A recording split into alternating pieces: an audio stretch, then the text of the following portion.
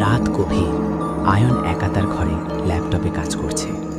চারপাশ একদম নিঝুম, শুধু কিবোর্ডে টাইপ করার শব্দ শোনা যাচ্ছে। হঠাৎ দরজায় শক্ত 3টি টোকা পড়ার শব্দ হলো। ঠক ঠক ঠক। আয়ান ঘড়ির দিকে তাকালো। রাত তখন 2:15।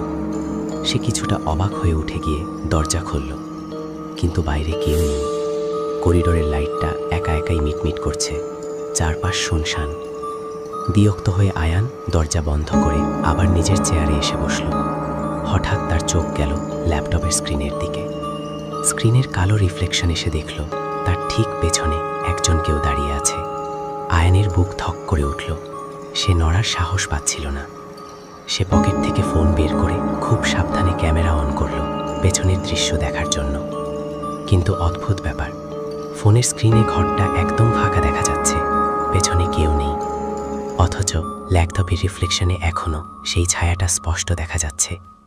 আয়ান আতঙ্কে কাঁপতে কাঁপতে নিজেকে বোঝালো যে এটা স্রেফ চোখের ভুল।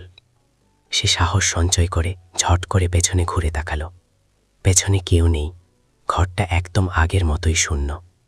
সে একটা দীর্ঘশ্বাস ফেলে যখনই ল্যাপটপের দিকে ফিরতে যাবে, ঠিক তখনই তার কানের খুব কাছে কেউ ঠান্ডা গলায় ফিসফিস করে বলে উঠল, ক্যামেরা কি সব দেখতে পায়?